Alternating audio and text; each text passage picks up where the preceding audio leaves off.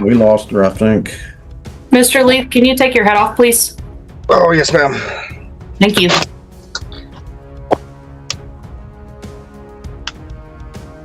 Miss Pilati, can you hear us?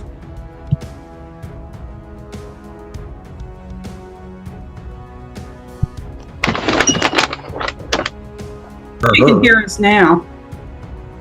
Miss Pilati, can you hear us? I can now, yes. All right, thank you. This is the 223rd District Court, Gray County, Texas, proceeding via Zoom via video conference as authorized by actually Rule 21D of the Texas Rules of Civil Procedure by agreement of the parties and without objection to proceeding in this matter would call for hearing on temporary orders cause number 39562 in the interest of Lucian Aurora Pilati. Miss Anderson, you are the movant, is that correct? Yes, sir. Are you ready to proceed? Yes. And let's see, Miss Kincaid, you're representing Kristen Earl Leith, the respondent. Are you also ready? Yes, Your Honor, we're present and ready. And Miss Pilati, you are respondent. Are you ready this afternoon? Yes. All right, Miss Anderson, you may proceed. Hey, Judge, I would like just to make a statement. My name's Jerry Anderson. All right, would you please raise your right hand? You solemnly swear or affirm the testimony you're about to give and the matter now in hearing before this court will be the truth, the whole truth, and nothing but the truth, so help you God? Yes, sir. All right, you may make your statement, and then that may be subject to cross-examination by Miss Kincaid and Miss Pilati. All right? Thank you. My name is Jerry Anderson, and I'm the intervener in this matter. I'm the paternal grandmother of Lucian Aurora Pilati, born on December 8, 2018, to Ashley and Christian. On February 9th, 2024, the department took custody of Lucian and her sister.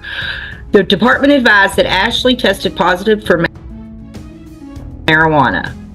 We believe the school called CPS because Ashley was not sending the girls to school for weeks at a time.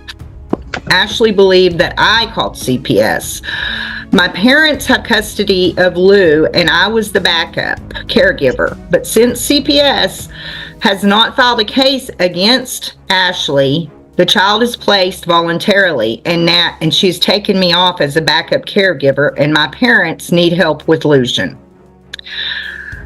Ashley's not had a full-time job in 2+ years. We've encouraged and supported her for 2 years to no avail. Ashley began going to cosmetology school and dating a man in prison, and she started going downhill for some reason. She lost her house on Sierra Street, so my family stepped in, and my other son moved her into a house on Hamilton Street, charged her $500 a month for rent, but she got behind. So when the children were removed, he evicted her. My parents have been getting Lulu for 2+ years every weekend, and Ashley expected it.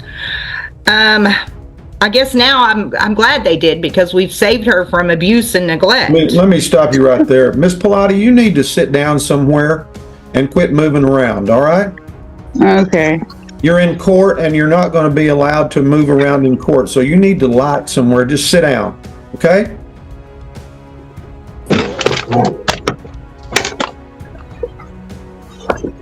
The hearing begins inside a Texas courtroom, conducted remotely through Zoom, where a tense custody dispute unfolds. What starts as a routine technical adjustment quickly shifts into a serious legal proceeding involving the future of a young child, Lucian Aurora Pilot. The judge calls the case to order, confirming all parties are present and ready. Attorneys, the respondent, and the intervener prepare themselves as the court establishes its authority under procedural rules. The atmosphere is formal but charged, as each participant understands the gravity of what is about to be decided. Thank you, Miss Anderson. Okay. Lulu has allergies and cannot be around any kind of smoke. Ashley smoked in the vehicle, and her boyfriend smoked marijuana in the house. Every time we got Lulu, we had to take her to the doctor. We had to give her breathing treatments just to get her better. For the last 2 years, I have been the one taking her to the doctor.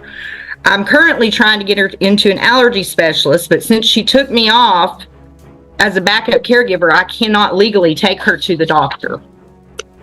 Ashley doesn't have a home. She doesn't have a full-time job. My dad helped her get a car last week.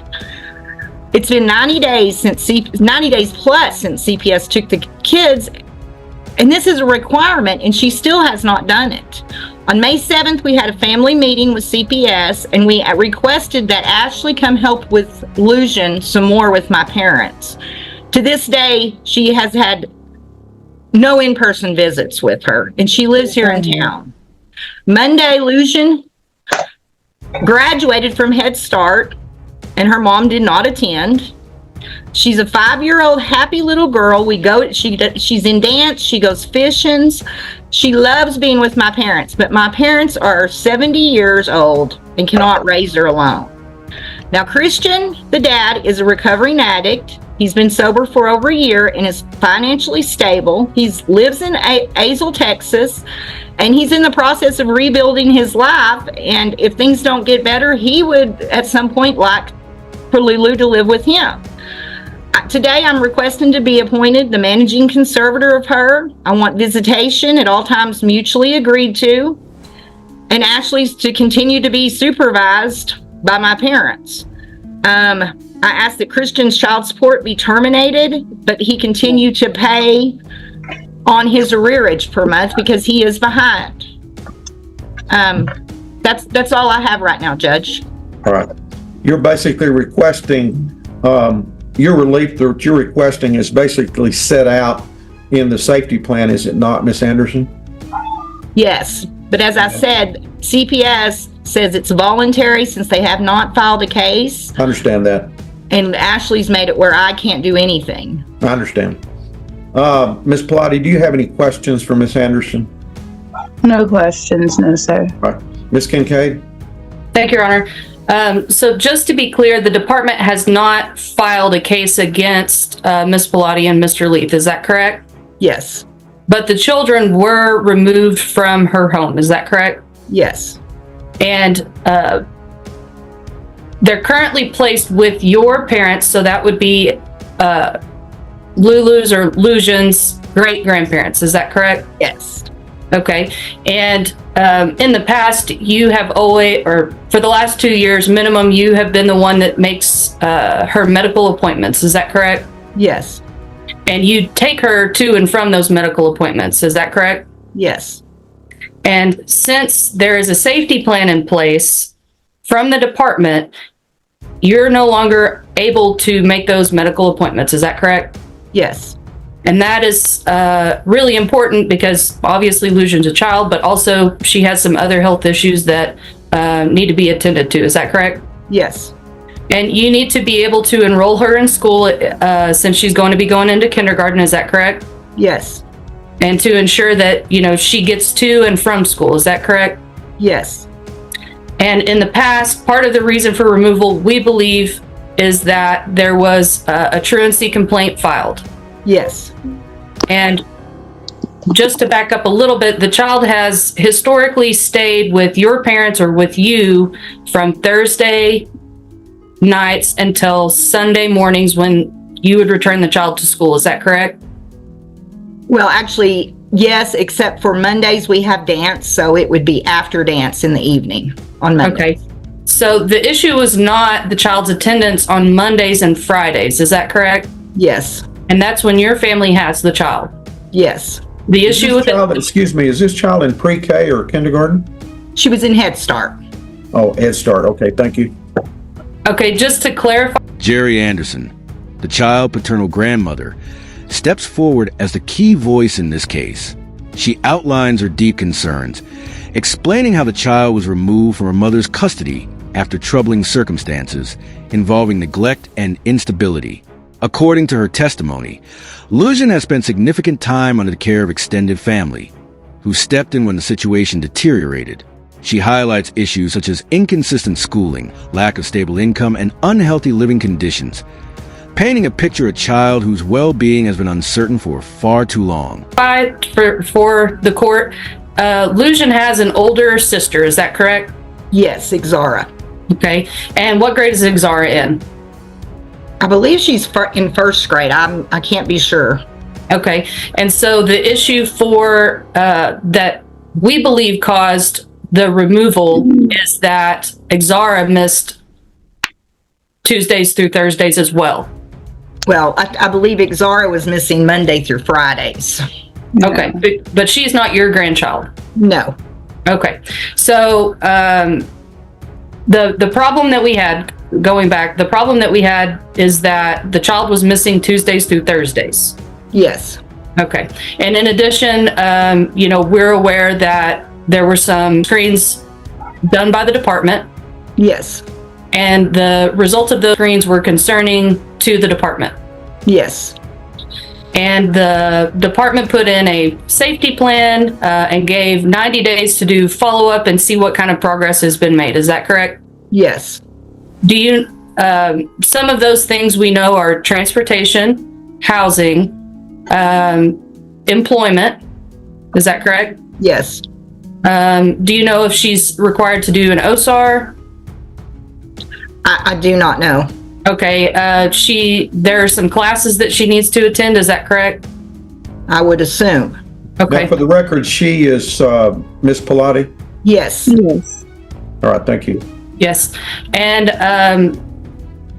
without talking about the details of what happened in the family team meeting, suffice it to say the children were not returned to Miss Pilati after that meeting.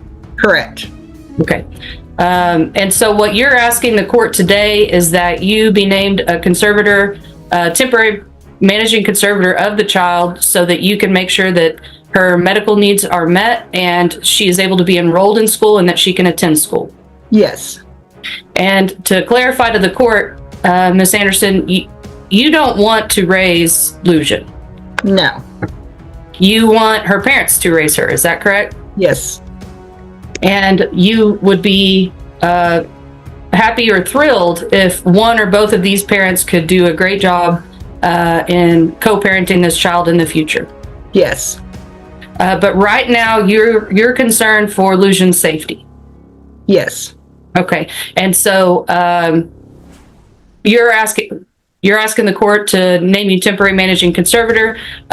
You are asking the court to have supervised visitation for Miss Pilati. Yes. And as agreed by the parties. Yes. Okay, I'll pass the witness. Do you have any other thing you'd like to say, Miss Anderson? Anything else? No, sir. Do you have any other witnesses? No, sir. Miss Pilati, would you like to testify? I want to say that she has license now. You need to raise your right hand, please, ma'am. I need to swear you in. You solemnly swear or affirm the testimony you're about to give and the matter now in hearing before this court will be the truth, the whole truth, and nothing but the truth. So help you God? I do. All right. You need to state your name for the record, and then you can tell me what you want me to hear. All right. My name is Ashley Michelle Pilati. And she said that on my training that I tested positive for marijuana, which I did not. And they had ruled out because I am prescribed Adderall. So that's what that came up for. The only thing that I did fail for was cocaine, but I have been sober. And then her also saying that I haven't taken Lucian to the doctor in 2 years is also a lie. I could get medical records to prove that as well.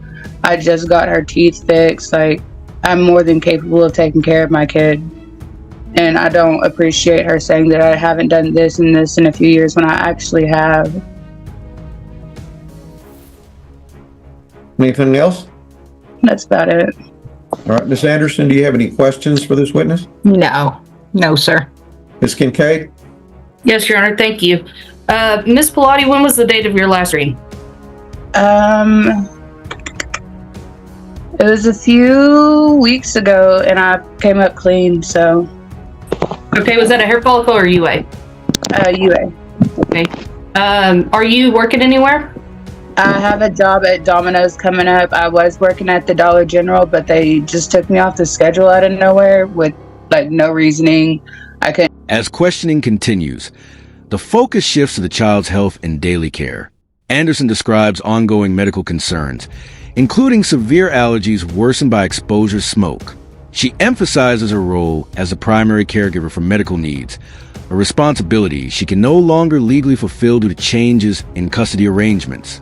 The court hears how Lucian's routine, doctor visits, school attendance, and emotional stability has been heavily dependent on the grandparents. These details underline the urgency of establishing consistent authority for the child's care. Didn't get a hold of the manager, nothing. They wouldn't answer my phone calls or anything. Okay. Do you have stable housing? Right now, yes. Okay, where are It's you? not my house, but I'm living with my boyfriend's mother right now. Okay, so is that a house or an apartment? It's a house. Okay, how many people live in that house? 3. And how many bedrooms is it? It's a 3-bedroom, I'm pretty sure. Okay, so who else lives in the house with you? Me, my boyfriend, and his mom. Okay, and What's your boyfriend's name? Caleb. what's his name? Last name? Last name Bailey. And his mother's name? I just keep to myself over here. I don't really know her name. All right. Does she live in the house with you? Yes. And you don't know her name? Yeah. She works like all the time, so. All the time. Pretty much. All right. Thank you. Miss Kincaid, thank you. Thank you, Your Honor.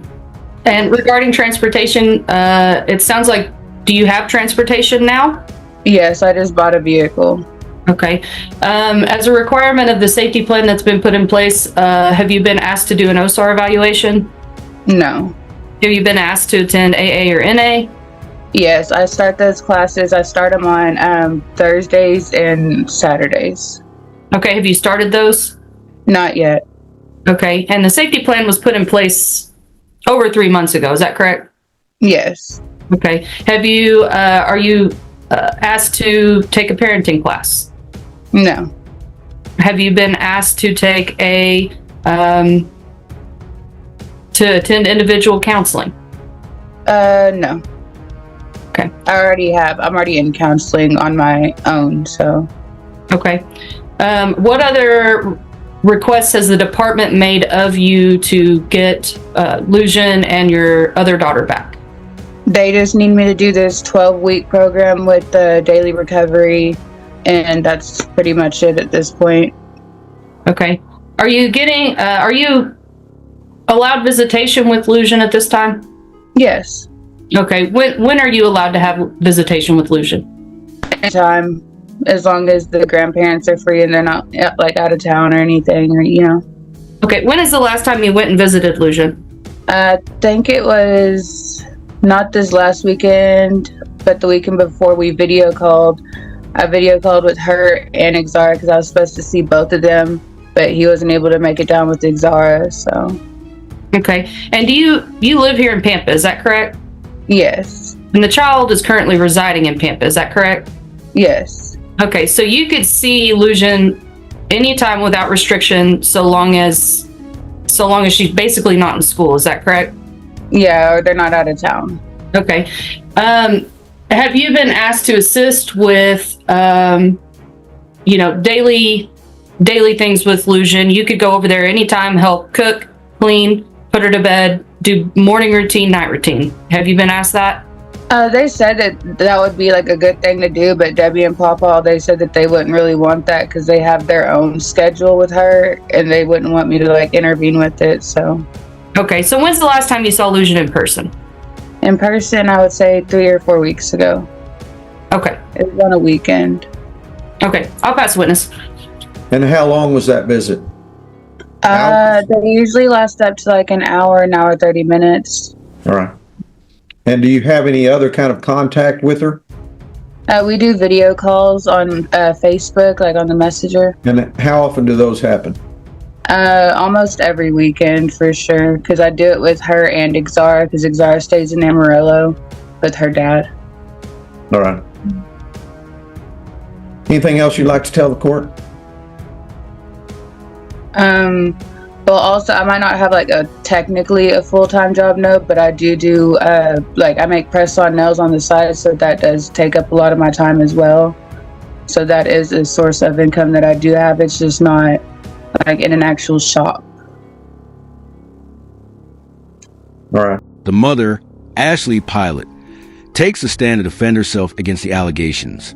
She challenges claims about substance use and neglect, insisting she has been sober and capable of caring for her child. While acknowledging some instability, she points to efforts like securing employment and attending counseling. However, under questioning, gaps begin to emerge. Limited recent contact with the child, incomplete participation in required programs, and uncertain living conditions. Her testimony reflects both resistance and vulnerability as she struggles to counter the narrative presented against her.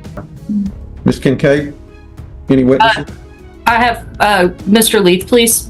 All right, Mr. Lee, please raise your right hand. You solemnly swear or affirm the testimony you're about to give in the matter now in hearing before this court will be the truth, the whole truth, and nothing but the truth, so help you God? Yes, sir. Ms. Kincaid, be sure and speak up because we could barely hear you say that. Yes, sir. Oh, much better. Thank you. Yes, sir. Please state your name for the court. Christian Leith. And Mr. Leith, you're the child, the subject of this suit, is that correct? Yes, ma'am. You've heard Ms. Anderson's testimony today, Yes, ma'am.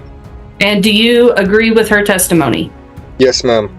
Do you believe that it would be in Lucian's best interest for Ms. Anderson to be named the temporary managing conservator of the child? Yes, ma'am. And you understand that her wish is to assist you, is that correct? Yes, ma'am. And that if you could become a stable, safe, sober, appropriate placement, her intention is to dismiss out of the case, is that correct? Yes, ma'am. And if Ms. Pilati can do the same, that her intention is to dismiss out of the case, is that correct? Yes, ma'am. Okay, so do you join Ms. Anderson in agreeing with what she's asking the court today? Yes. Yes, ma'am. Thank you. I'll pass the witness, Your Honor. Ms. Anderson, any questions for Mr. Leith? No, sir. Ms. Pilati, any questions for Mr. Leith? No. All right. Any other witnesses, Ms. Kincaid? No, Your Honor, I rest. All right. Ms. Anderson, do you close? Yes, I rest. And Ms. Pilati, do you also rest? Yes. All right. All right.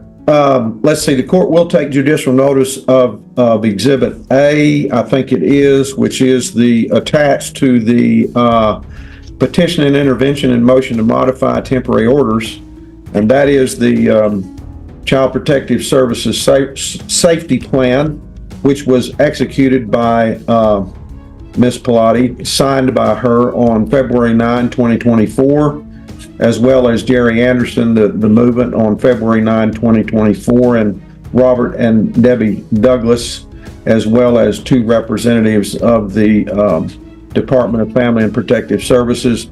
Also, we'll take notice of Exhibit C attached to that motion, which is the affidavit in support of custody by grandparent. And I forget the code section. I want to say it's 153009, but if you're going to change conservatorship, you have to have had that affidavit attached to the petition on temporary orders if you're going to change that. So it'll be the order of the court that Jerry Dawn Anderson, the petitioner in the movement, is appointed temporary sole manager conservator of the child, Lucian Aurora Pilati. Mr. Leith and Ms. Pilati will be named temporary possessory conservators. Ms. Pilati, one question. Were you required to pay child support under the safety plan or otherwise? No. All right. Only, they said all I have to do is provide them food still. The what? I'm sorry? All I have to do is provide food for the kids still if they are in need. All right. Okay. Let's see, I believe the request was that Mr. Leith his child support payments, his current child support payments be suspended. Is that correct, Ms. Anderson? Yes. And that he continue to be required to pay the amount in arrears? Yes. All right. And what is that amount? Actually, Judge, I have not confirmed it yet. I will get confirmation, and I can e-file my confirmation from the Attorney General if you'd like. So you can see the actual amount. I do have a copy of the Attorney General's intervention, which was non-suited, but that was several months ago. So yeah, if you would do that. Mr. Leith, do you know what the arrearage is? Attention then turns to father, Christian, who presents himself as a recovering addict working towards stability. He supports the grandmother's request, agreeing that the child's best interest lies in her temporary care. His testimony reinforces a shared concern for Luzhin's safety, while expressing hope for eventual reunification. The court examines a broader family dynamic, shared responsibilities, past challenges, and the possibility of rebuilding a stable environment. Despite differences, there is a clear underlying goal: ensuring the child's future is protected. Honestly, Judge, the last time that I seen it, it was over $10,000, but I've been paying it for a couple months now, so it could be lower. I'm not sure. And how much is the arrearage payment? I pay about $100 a week, so in a month it's like $400. Now, is that current or is that arrearage? It's That's currently in arrearage. arrearage. All Yeah. right. So you'll have to figure out what the arrearage is, and then the current, I'll go ahead and suspend the current child support effective June 1, since that's just the end of next week. Let's see, visitation by Ashley Pilati will be supervised by Jerry Anderson or her designee, with no overnights. The law requires that the court not simply allow it to be as mutually agreed. I've got to set a specific time. Okay. And I would do that from 10 to 12 on first, third, and fifth Saturday mornings. Okay. And those visits will be supervised. If you can mutually agree on other supervised visits, then so be it. Let me tell you that mutually agreed upon means that everybody has to agree to it. Right. If one of you doesn't agree to it, then it's not agreed to. All right, and so it's not enforceable. So Okay. but I do have to specify visitation. That's actually out of the Amarillo Court of Appeals. And so no overnight visits. Let's see.